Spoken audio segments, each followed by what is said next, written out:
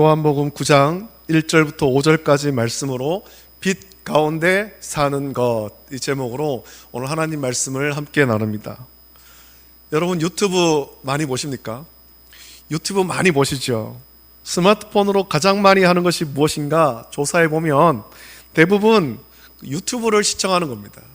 오늘날 대부분 사람이 다 스마트폰을 가지고 있고 이 스마트폰으로 제일 많이 활용하는 것, 그것이 유튜브 시청이에요.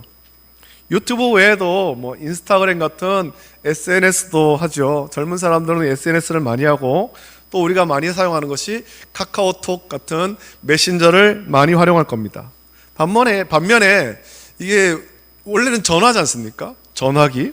원래의 기능인 전화와 문자는 생각보다는 많이 활용하지 않는다고 하죠. 그만큼 유튜브나 재밌는 영상을 볼 수 있는 OTT를 사용하는 것에 많은 시간을 우리가 활용하고 있습니다. 요즘 스마트폰은 놀라운 기능이 있는데, 여러분이 스마트폰으로 무엇을 하는지를 이 핸드폰, 스마트폰이 다 파악을 합니다. 파악을 하고 여러분도 모르는 사이에 그 알고리즘을 만들어서 여러분이 관심을 가지는 것을 계속해서 보여주는 겁니다. 내가 검색하지 않아도 내가 한 번만 내가 관심 있는 것을 검색하면 이게 이제 그 알고리즘을 만들어 가지고 그거 관련된 것을 쫙 나오게 합니다. 유튜브에도 그런 기능이 있습니다. 그래서 유튜브에는 아주 많은 영상이 있지만 여러분이 어떤 것에 관심을 가지고 무엇을 검색했는지에 따라서 계속 관심을 가질 그것과 관련된 것이 나타나게 되어 있습니다. 그래서 여러분이 유튜브나 스마트폰의 어떤 기능을 사용할 때 한쪽으로 치우치지 않는 것이 중요합니다. 또 가능하면 우리의 삶과 정신 건강에 유익한 것을 시청하고 활용하는 것이 좋겠죠. 유튜브 중에 제가 여러분들에게 추천하고 싶은 채널이 있습니다. 위라클이라는 채널하고 원샷 한솔이라는 채널이에요. 여러분 이제 예배 마치고 난 다음에 이 두 채널을 한번 검색을 해보십시오. 두 채널에는 공통점이 있습니다. 위라클은 박위라는 건강한 청년이 이제 불의의 사고로 하반신에 장애가 생겼는데 믿음으로 장애를 극복하고 이제는 자기와 같이 장애가 있는 사람들을 위로하고 유튜브를 통해서 장애인에 관한 편견을 허물고 우리가 함께 사는 세상에서 장애인의 삶을 개선하려고 이렇게 노력하는 유튜브입니다. 원샷 한솔이라는 채널은 시각장애를 가진 김한솔이라는 청년이 시각장애를 가졌지만 대학교도 다니고 비장애인과 어울려 살아가는 것을 보여줍니다. 요즘은 그 원샷 한솔 이 채널에는 토리라는 반려견과 함께 나오는데 이 반려견 때문에 원샷 한솔이 더 유명해졌습니다. 토리는 시각장애인을 위한 안내견이 아닙니다. 시각장애인을 위한 안내견은 골든 리트리버나 레브라도 리트리버 같은 대형견이 안내견을 하죠. 그런데 이 토리는 그런 대형견이 아니고 말티푸라고 하는 작은 강아지예요. 이제 겨우 1년 정도 된 강아지지만 매우 활기차고 똑똑해서 이 반려견 때문에 원샷 한솔이라는 채널이 아주 유명해졌습니다. 김한솔 청년은 자기 채널을 통해서 시각장애인이 어떻게 살아가는지, 또 우리 사회가 시각장애인을 어떻게 대우하고 또 그들을 어떻게 도와주면 좋을지를 보여줍니다. 한 번은 이런 영상이 있었습니다. 제가 본 영상 중에 김한솔 청년이 이제 버스를 타는 영상을 보내렸습니다. 우리나라도 장애인을 위한 편의시설이 이제 많이 갖춰져 있지만 아직은 개선해야 될 부분이 많이 있는 것 같습니다. 시각장애인이 버스를 어떻게 탈까요? 대중교통인 버스를 어떻게 탈까요? 저는 이제 버스를 잘 안 타봐서 모르겠는데 버스 정류장에 가면은 안내방송이 나온다고 합니다. 맞습니까? 몇 번 버스가 정류장으로 들어온다라고 방송이 나온대요. 그럼 몇 번 버스가 정류장에 들어온다 식으로 안내해 주는데, 안내를 해줘도 사실은 버스를 탈 수가 없다라는 거죠. 왜냐하면 버스가 한 대만 들어오는 것이 아니고 여러 대 겹쳐서 들어올 때가 있지 않습니까? 버스가 줄지어 들어오면 버스가 들어왔다고는 하는데 내가 타야 될 버스가 어느 버스인지를 알 수가 없는 겁니다. 내 앞에 서 있는 버스가 몇 번 버스인지를 알 수가 없습니다. 그래서 버스 기사에게 물어보면 기사님들 중에는 친절하게 이거 몇 번 버스고 어디로 가는 버스다 안내해주는, 말씀해주는 기사분도 계시지만 뭐 그렇게 안내해주는 분이 거의 없답니다. 사실 운전을 하면서 하루 종일 그 코스를 빙글빙글 돌면서 얼마나 피곤하겠어요. 그래서 일일이 물어보는 것에 뭐 친절하게 대답을 해주지 않는답니다. 반면에 이 김한솔 청년이 이제 미국과 일본에 갈 일이 있습니다.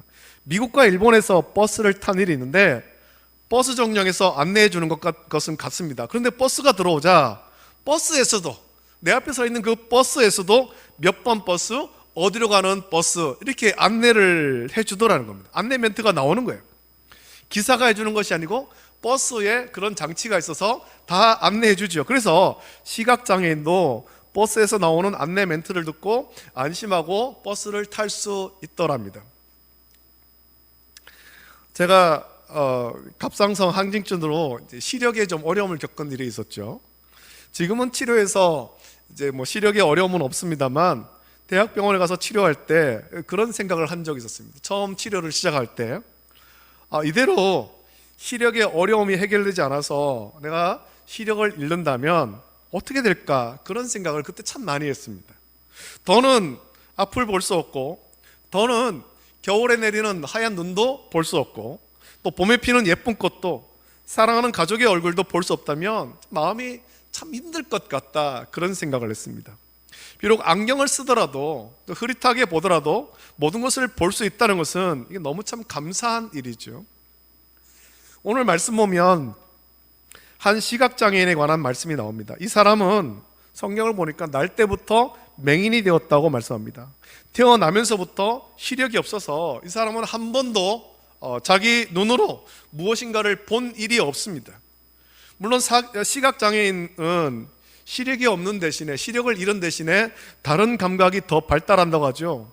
한 번도 보지 못했다면, 다른 감각이 발달했다고 하지만 한 번도 무엇인가를 보지 못했다면 자기의 모습은 물론 사랑하는 가족의 얼굴이 어떻게 생겼는지, 내가 사는 세상이 어떻게 생겼는지, 사람들이 예쁘다고 말하는 무지개가 어떤 색인지를 알 수가 없는 거예요.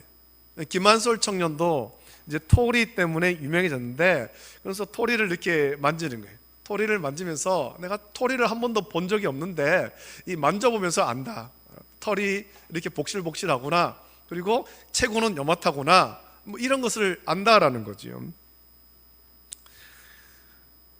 학자들이 고대의 생물을 연구할 때 화석을 이용합니다.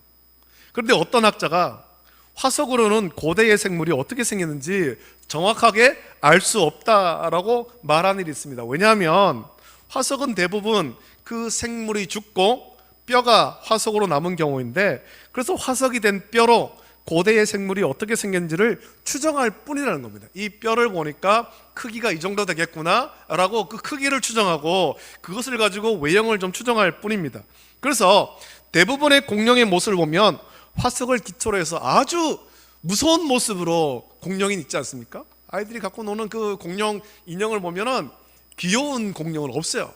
다 무섭게 생겼죠. 그런데 그 학자가 그렇게 추정할 수 없다라고 말한 이유는 이게 지금 잘못되었다, 우리가 지금까지 화석을 가지고 이렇게 추정했는데 잘못됐다라고 말하는 이유는, 동물원에서 사람들에게 인기가 많은 귀여운 동물의 머리뼈만 보면 그게 전혀 귀엽지 않게 생겼다라는 거예요. 심지어는 귀괴하고 무서운 모양이기도 하더라는 겁니다. 그 뼈만 보면. 그렇게 생긴 머리뼈에 근육이 붙고 살이 붙고 예쁜 눈동자와 복실한 털도 있으면 기괴하고 무서운 짐승이 아니라 귀여운 동물이 되기 때문에 화석이 된 뼈만 가지고는 원래의 모습을 정확하게 알 수가 없다라는 겁니다. 한 번도 실제의 모습을 보지 못한 채 추정만 하는 것은 본 모습을 알 수 없습니다. 그러나 우리는 본 모습을 모른 채 자기의 상상만으로 무엇인가를 추정하는 일을 참 많이 합니다. 이 맹인에 관해서도 그렇습니다. 제자들은 이 사람이 맹인으로 난 것이 누구의 죄로 인함인지, 자기의 죄인지 아니면 부모의 죄인지를 예수님께 묻습니다.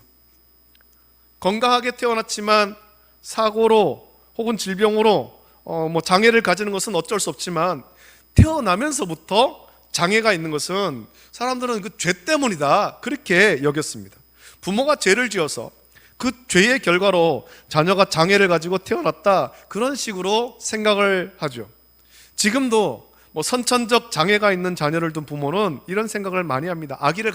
내가 아기를 가졌을 때 조심하지 못해서 부모 때문에 자녀에게 장애가 생겼다, 자책하는 일이 참 많습니다. 참 마음이 아프죠. 제자들도 그런 생각으로 물은 것 같습니다. 제자들의 이런 질문에는 편견이 있습니다. 자기들은 죄가 없이 태어나서 건강하지만 저 사람은 자기의 죄든지 혹은 부모의 죄든지 이 죄 때문에 선천적 장애를 가지고 태어났다는 겁니다. 우리처럼 건강하게 태어나지 못하고 죄를 지어서, 그 부모가 죄를 지었든 그가 죄를 지었든 죄 때문에 그는 선천적으로 장애를 가지고 태어났다, 이런 편견을 가집니다. 제자들의 이런 질문에 예수님은 뭐라고 말씀하십니까? 3절 보면 이 사람이나 그 부모의 죄로 인한 것이 아니라 그에게는 하나님이 하시는 일을 나타내고자 하심이라 라고 예수님께서 말씀하셨습니다. 선천적으로 장애가 있는 이 사람, 특히 선천적 시각장애인인 이 사람을 통해서 하나님이 하시는 일을 나타낸다라는 겁니다. 그러면서 하시는 말씀이 때가 아직 낮음에 나를 보내신 이의 일을 우리가 하여야 하리라. 밤이 오리니 그때는 아무도 일할 수 없으리라. 내가 세상에 있는 동안에는 세상의 빛이로라 라고 예수님께서 말씀했습니다. 자, 도대체 이게 무슨 말씀일까요? 제자들의 질문에 전혀 엉뚱한 대답을 하신 것처럼 그렇게 들리죠. 예수님은 이 맹인을 통해서 하나님이 하시는 일을 나타내신다라고 했습니다. 자, 그렇다면 우리 하나님께서 하시는 일은 무엇입니까? 예수님을 통해서 자기 백성을 그들의 죄에서 구원하시는 것, 이것이 우리 하나님께서 하시는 일입니다. 요한복음 1장 1절부터 5절 말씀 보면 이런 말씀이 있죠. 태초에 말씀이 계시니라. 이 말씀이 하나님과 함께 계셨으니 이 말씀은 곧 하나님이시니라. 그가 태초에 하나님과 함께 계셨고 만물이 그로 말미암아 지은 바 되었으니 지은 것이 하나도 그가 없이는 된 것이 없느니라. 그 안에 생명이 있었으니 이 생명은 사람들의 빛이라. 빛이 어둠에 비치되 어둠이 깨닫지 못하더라 라고 말씀합니다.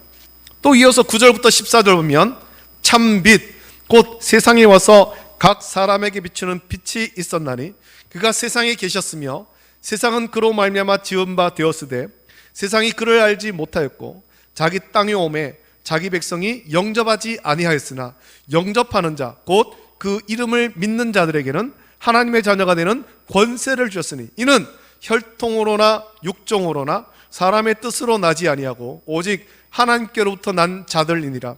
말씀이 육신이 되어 우리 가운데 거하심에 우리가 그의 영광을 보니 아버지의 독생자의 영광이요 은혜와 진리가 충만하더라 라고 말씀합니다. 하나님이 아담을 창조하셨을 때 빛 가운데 살도록 창조하셨습니다. 자, 그런데 죄가 들어왔습니다. 뱀이 여자를 유혹해서 선악을 알게 하는 나무의 열매를 먹게 했고 남편에게 주어 그도 같이 먹었습니다. 하나님 말씀에 불순종한 죄를 짓자 그들은 자기들의 벌거벗은 것을 부끄러워하며 동산 나무숲 사이에, 동산 숲에 숨었죠. 어두운 곳에 숨었습니다. 죄가 들어온 그때부터 아담 이후에 태어난 모든 사람은 밝은 햇빛이 비치지만 빛 가운데 사는 것이 아니라 죄의 어둠 속에 살고 있는 것입니다. 겉으로는 두 눈으로 모든 것을 밝게 보지만 실제는 죄로 영의 눈이 어둡게 되었고 어둠 속에 살면서 원래의 우리 모습도 모르게 된 겁니다. 원래의 우리 모습, 하나님께서 빛 가운데 살도록 창조하신 그 원래의 모습도 모르게 된 거예요. 여러분, 어둠 속에 오래 있으면 어둠에 익숙해집니다. 긴 터널에 들어가면 처음에는 어둡지만 곧 어둠에 익숙해지고 터널을 빠져나올 때 밝은 빛으로 나올 때 오히려 눈이 부셔서 불편하지요. 너무 밝아서입니다. 죄가 그렇습니다. 죄의 어둠 속에 우리는 참 오래 살았습니다. 죄의 어둠이 익숙해졌습니다. 죄의 어둠에서는 내가 영의 눈이 어두운지를 모르는 거예요. 자기의 죄인됨을 깨닫지 못한 것입니다. 그래서 제자들은 날 때부터 맹인된 사람을 보며 자기들은 죄가 없어서 두 눈으로 보는데 도대체 저 사람은 어떤 죄가 있어서 자기 죄인지 혹은 부모의 죄인지 날 때부터 맹인이 되었느냐라고 말하는 거예요. 하나님 앞에서는 어떻습니까? 하나님 앞에서는 그 제자들이나 그렇게 묻는 제자들이나 날 때부터 맹인된 그 사람이나 모든 사람의 영의 눈이 어두워서 앞을 보지 못하는 겁니다. 원래의 모습을 보지 못하는 맹인인 거예요. 영적 맹인이죠. 그 맹인만 아니라 사실 우리는 모두 죄인으로 태어났습니다. 그래서 영적 맹인입니다. 누구의 죄 때문이 아니라 우리의 죄, 나의 죄 때문에 우리는 영적 맹인으로 태어났습니다. 죄의 어둠 속에 살면서도 그것을 깨닫지 못하는 영적 맹인인 거예요. 내가 영적 맹인이면서 다른 사람 보면서 저 사람은 왜 누구 죄 때문에 눈이 어둡습니까? 누구 죄 때문에 태어나면서부터 시각장애인입니까? 이런 소리를 하고 있는 거죠.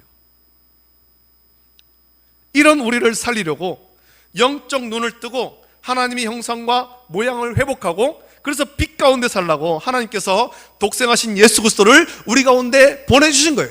너희들의 원래 모습은 그런 죄의 어둠 속에 사는 것이 아니라 영적인 맹인으로 사는 것이 아니라 영적인 눈을 크게 뜨고 밝은 빛 가운데 사는 것이다. 그것이 하나님께서 하시는 일이거든요.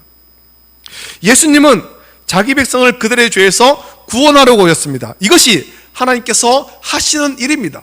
죄의 어둠 속에 살고 있는 자들을 빛으로 인도하시는 거예요. 우리가 잘 아는 요한복음 3장 16절에서 예수님은 니고데모에게 말씀하셨잖아요. 하나님이 세상을 이처럼 사랑하사 독생자를 줬으니 이는 그를 믿는 자마다 멸망하지 않고 영생을 얻게 하려 하심이라 말씀했습니다.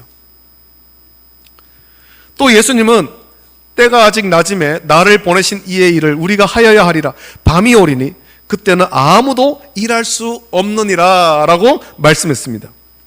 시간상으로 지금 밝은 낮, 밤이 오기 전에 복음도 전하고 병자도 고치자 그런 말씀이기도 합니다만 이 말씀은 예수님이 십자가를 지기 전까지를 말씀한 거예요.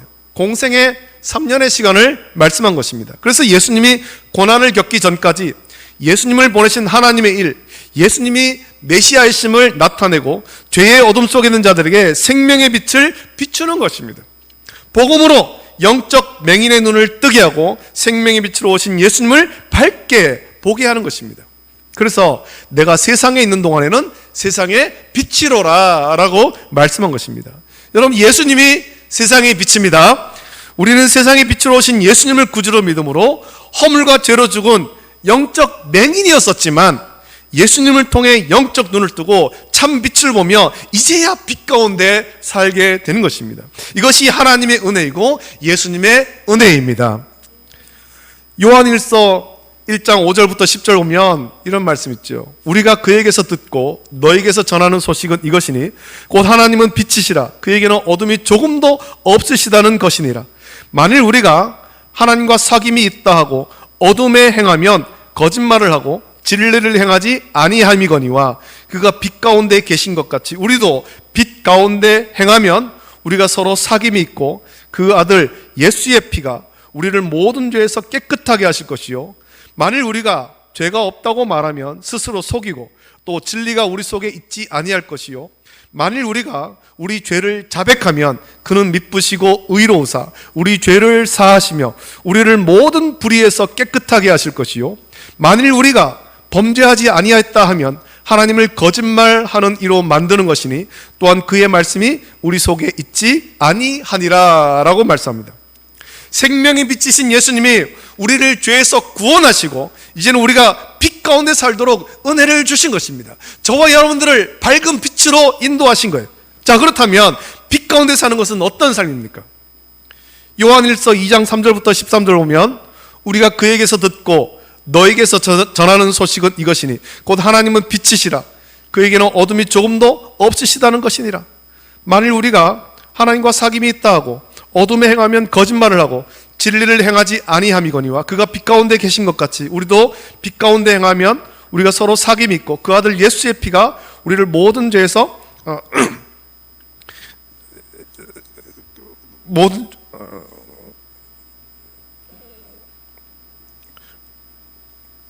모든 죄에서 깨끗하게 하실 것이요. 우리 말씀 한번 찾아보겠습니다. 요한일서 제가 1장 요한일서 2장 3절부터 13절까지입니다. 제가 이 말씀을 좀 잘못 찾았는데 요한일서 2장 3절부터 13절까지 말씀입니다. 찾아서 말씀을 같이 한번 읽어봅니다. 요한 1서 2장 3절부터 13절 같이 읽습니다. 시작. 우리가 그의 계명을 지키면 이로써 우리가 그를 아는 줄로 알 것이요 그를 아노라 하고 그의 계명을 지키지 아니하는 자는 거짓말하는 자요 진리가 그 속에 있지 아니하되 누구든지 그의 말씀을 지키는 자는 하나님의 사랑이 참으로 그 속에서 온전하게 되었나니 이로써 우리가 그 아래에 있는 줄을 아노라. 그 안에 산다고 하는 자는 그가 행하시는 대로 자기도 행할지니라. 사랑하는 자들아, 내가 새 계명을 너에게 쓰는 것이 아니라 너희가 처음부터 가진 옛 계명이니 이 옛 계명은 너희가 들은 바 말씀이거니와 다시 내가 너에게 새 계명을 쓰노니 그에게와 너희에게도 참된 것이라. 이는 어둠이 지나가고 참 빛이 벌써 비침이니라. 빛 가운데 있다 하면서 그 형제를 미워하는 자는 지금까지 어둠에 있는 자요 그의 형제를 사랑하는 자는 빛 가운데 거하여 자기 속에 거리낌이 없으나 그의 형제를 미워하는 자는 어둠에 있고 또 어둠에 행하며 갈 곳을 알지 못하나니 이는 그 어둠이 그의 눈을 멀게 하였습니다. 자녀들아, 내가 너에게 쓰는 것은 너희 죄가 그의 이름으로 말미암아 사함을 받았으며 아비들아, 내가 너에게 쓰는 것은 너희가 태초부터 계신 이를 알았으며 청년들아, 내가 너에게 쓰는 것은 너희가 악한 자를 이기었음이니라. 아멘. 여러분, 빛 가운데 사는 것은 우리를 죄에서 구원하신 생명의 빛이신 예수 그리스도를 온전히 본받는 것입니다. 예수님의 성품, 예수님의 인격, 예수님의 사랑을 본받는 것이 빛 가운데 사는 것입니다. 만약 우리의 삶에 예수 그리스도를 본받는 이것이 나타나지 않는다면 그는 어둠에 있는 자라고 했습니다. 형제를 사랑하지 않고 형제를 미워하면 어둠에 있는 자다. 빛 가운데 사는 자는 형제를 사랑하는 자다. 그렇게 말씀하죠. 빛 가운데 사는 사람은 빛의 열매를 맺어야 됩니다. 그래서 에베소서 5장 8절부터 17절 보면 이렇게 말씀합니다. 너희가 전에는 어둠이더니 이제는 주 안에서 빛이라. 빛의 자녀들처럼 행하라. 빛의 열매는 모든 착함과 의로움과 진실함에 있느니라. 주를 기쁘시게 할 것이 무엇인가 시험하여 보라. 너희는 열매 없는 어둠의 일에 참여하지 말고 도리어 책망하라. 그들이 은밀히 행하는 것들은 말하기도 부끄러운 것들이라. 그러나 책망을 받는 모든 것은 빛으로 말미암아 드러나나니 드러나는 것마다 빛이니라. 그러므로 이르시기를 잠자는 자여 깨어서 죽은 자들 가운데서 일어나라. 그리스도께서 너에게 비추이시리라 하셨느니라. 그런즉 너희가 어떻게 행할지를 자세히 주의하여 지혜 없는 자같이 하지 말고 오직 지혜 있는 자같이 하여 세월을 아끼라. 때가 악하니라. 그러므로 어리석은 자가 되지 말고 오직 주의 뜻이 무엇인가 이해하라 라고 말씀합니다. 죄가 들어온 후에, 아담의 불순종 이후 죄가 들어온 후에 우리는 빛을 잃어버리고 죄의 어둠 속에 살았습니다. 그것이 익숙했고 그러면서도 자기는 죄가 없다라고 착각한 겁니다. 영적 맹인이면서도 나는 눈을 뜨고 모든 것을 본다라고 착각하는 것입니다. 실상은 죄로 인한 영적 시각장애인이죠. 앞을 못 보는 거예요. 이런 우리를 살리고 빛으로 인도하려고 예수님이 생명의 빛으로 오셨고 예수 그리스도를 구주로 믿을 때 죄로 얻은 우리의 영적 눈을 뜨게 해서 생명의 빛을 밝게 보게 하시며 이제는 빛 가운데 살게 하신 것입니다. 이것이 하나님이 하시는 일이죠. 이제 우리는 생명의 빛이신 예수님을 구주로 믿어 생명의 빛 가운데 살아갑니다. 다시는 죄의 어둠으로 들어가지 않도록 빛의 열매를 맺고 빛의 삶을 살아가는 것입니다. 예수님을 믿지 않는 세상은 스스로 밝다고 여기지만 죄의 어둠에 있습니다. 그들은 스스로 모든 것을 본다고 말합니다만 여전히 영적 시각장애인으로 아무것도 못 보는 거예요. 하나님께서 원하시는 것, 하나님 뜻을 모르는 거죠. 우리는 빛 가운데 살면서 그들에게 참빛, 생명의 빛으로 오신 예수님을 전해서 그들도 생명의 빛으로 그들의 인생, 가정, 사회가 변화되도록 섬기기를 결단하며 기도해야 될 줄로 믿습니다. 여러분, 지금 세상은 영적 시각장애인이에요. 하나님이 하시는 일을 보지 못하는 거예요. 하나님이 무엇을 원하시는지를 보지를 못하는 거예요. 저와 여러분들은 이 말씀을 통해서 눈을 크게 떠야 됩니다.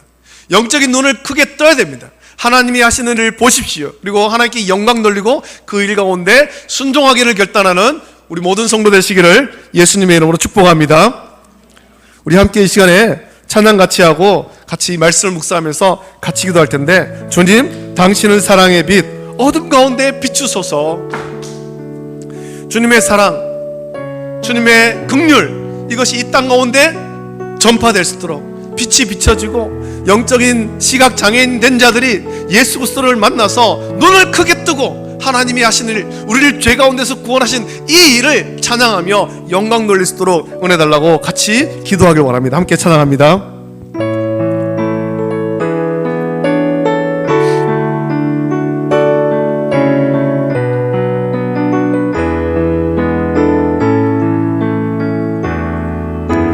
주님, 당신은 사랑의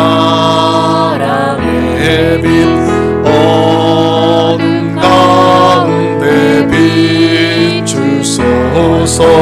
세상의 빛 예수 우리를 비추사 당신의 진리로 우리를 자유케 비추소서.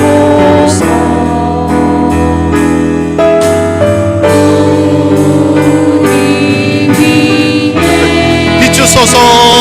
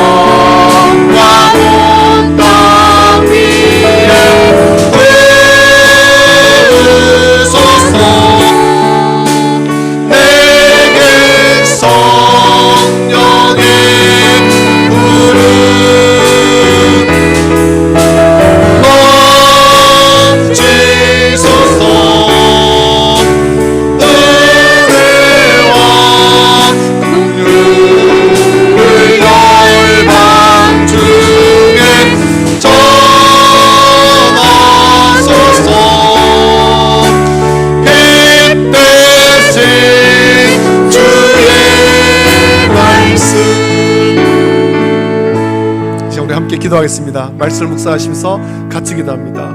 영적인 시각장애였던 우리였지만 빛으로 인도하신 예수님을 깊이 묵상하고 우리는 이제 예수님의 비춤을 받아서 빛 가운데 살아가는데, 이것으로 만족하는 것이 아니라 세상을 보면 아직도 영적인 눈을 뜨지 못한 채 영적 시각장애인이면서도 자기의 눈은 밝히 보고 모든 것을 본다라고 여기는 자들이 있습니다. 죄로 인한 어둠 속에 살면서 영적인 시각장애인이면서도 그것을 알지 못하는 자들, 그들에게 생명의 빛이신 예수 그리스도를 전하고 그들도 우리와 같이 밝은 빛 가운데 살아갈 수 있도록, 빛의 삶을 살아갈 수 있도록 은혜 달라고 같이 기도하기를 원하고, 우리의 삶 가운데 빛의 열매가 나타나게 하여 주시옵소서. 형제를 사랑하는 빛의 열매를, 빛의 삶을 살기를 원합니다. 모든 의로움과 모든 사람과 모든 착함이 나타나게 하여 주시옵소서. 또 어둠의 일을 행하지 않도록 형제를 미워하는 그런 어둠의 일을 버리고 빛의 삶을 온전히 살아갈 수 있도록 은혜 달라고, 이 제목 가지고 우리 합심하여서 주님 한번 크게 부르짖고 함께 기도하겠습니다. 주여! 걸어가신 아버지 하나님, 사랑과 은혜를 감사합니다. 아버지 하나님, 오늘 요한복음 9장에 있는 말씀을 통하여서 예수님께서 나면서부터 맹인된 그 자를 고치시는 이 말씀을 통하여 우리에게 하나님의 뜻을 알려주셨습니다. 아버지 하나님, 우리가 다 아버지 하나님 죄인으로 태어나고 영적인 시각장애인으로 살면서도 아버지 하나님, 우리가 앞을 보지 못한다, 영적인 시각장애인 것을 깨닫지 못한 채 나는 두 눈으로 모든 것을 밝히 본다라고 착각하며 살았습니다. 그런 우리를 불쌍히시고 긍휼히시사 독생하신 아들 예수 그리스도를 우리 가운데 보내주셔서 아버지 하나님, 생명의 빛으로 오신 예수를 우리 가운데 비춰주시사 우리의 눈을 크게 뜨고 아버지 하나님, 이제는 영적인 아버지 하나님 눈을 크게 떠서 빛 가운데 살아가게 하심을 감사함을 드립니다. 아버지 하나님, 우리가 빛의 열매를 나타나게 해 주시옵소서. 모든 착함과 의로움과 선함과 형제를 사랑하는 빛의 삶을 살아가게 하시고 형제를 미워하는 어둠의 일을 버리게 하여 주시옵소서. 세상을 볼 때 세상에는 아버지 하나님, 여전히 아버지 하나님 영적인 시각장애인이면서도 아버지 하나님 것을 깨닫지 못한 채 죄의 어둠 속에 살아가는 자들이 참 많습니다. 아버지 하나님, 저들에게 불쌍히시고 저들에게 아버지 하나님 생명의 빛으로 오신 예수님을 전하여서 그들도 아버지 하나님 빛 가운데 살아갈 수 있도록 아버지 하나님 우리가 인도하는 자들에게 하여 주시옵소서. 아버지 하나님, 빛 가운데 살아갈 때 아버지 하나님 우리 인생이 변화되고 가정이 변화되고 사회가 변화되고 아버지 하나님 모든 세상이 변화될 줄 믿사오니 주여, 우리가 빛의 삶을 온전히 살아갈 수 있도록 은혜를 부어주시고 생명의 빛으로 이 땅을 변화시켜 주시고 은혜를 부어주시옵소서. 주여, 우리가 생명의 빛으로 밝게 빛날 수 있도록 은혜를 부어주시고 아버지 하나님 빛의 삶을 사는 성도와 교회를 통해서 세상을 변화시켜 갈 수 있도록 은혜를 부어주시기를 간절히 소원하옵나이다. 걸어가신 하나님 아버지, 사랑과 은혜를 감사합니다. 죄의 어둠 속에 살면서도 영적인 맹인되었음을, 영적인 시각장애인들도 알지 못한 채 살아가던 우리를 불쌍하시고 긍휼히시사 생명의 빛으로 예수 그리스도를 우리 가운데 보내시며 예수님의 빛을 우리에게 비춰주시사 우리의 눈을 뜨게 하여 주심을 감사함을 드립니다. 이제는 아버지 하나님, 우리가 예수 그리스도 생명의 빛으로 오신 예수님을 나의 구주로 믿음으로 우리는 빛 가운데 살아가게 하심을 감사함을 드립니다. 어둠의 일을 버리게 하여 주시옵소서. 형제를 미워하는 어둠의 일을 버리고 형제를 사랑하는 빛의 일을 살며 빛의 열매, 모든 착함과 의로움과 선함을 나타낼 수 있도록 은혜를 부어주시며 이것을 통해서 하나님께 영광 돌리게 하여 주시옵소서. 또한 아버지 하나님, 이 세상을 볼 때 죄의 어둠 속에 살며 여전히 영적인 시각장애인으로 앞을 보지 못한 채 살아가면서도 자기 육신의 눈이 떠있는 그것만 생각하며 자기의 눈으로 모든 것을 본다라고 착각하는 영적 시각장애인들이 너무나도 많이 있습니다. 주여, 우리가 저들을 불쌍히시고 긍휼히 여기며 우리가 저들에게 생명의 빛으로 오신 예수님을 전하게 하여 주시옵소서. 우리가 빛의 삶을 살아서 빛을 비추고 그들도 생명의 빛으로 인도하여 우리와 같이 빛의 삶을 살아가도록 인도하는 우리 모든 성도, 또 우리 교회 될 수 있도록 은혜를 부어 주시옵소서. 감사합니다. 우리 주 예수 그리스도의 은혜와 하나님 아버지의 다함없는 사랑하심과 성령님의 감화, 역사, 교통, 내주하심이 우리의 생명의 빛을 비춰주시고 이제는 빛의 삶을 살게 하심에 감사하며 우리 빛의 삶을 살고 형제를 사랑하고 모든 착함과 선함과 의로움을 나타내며 아직도 죄의 어둠 속에 살고 있는 영적 시각장애인 된 자들에게 생명의 빛 비추기를 결단하며 복음이신 예수 그리스도를 전하기를 결단하는 우리 모든 성도들 머리 위에 가정과 자녀와 직장과 생업 위에 이제로부터 영원토록 함께 있을지어다. 아멘.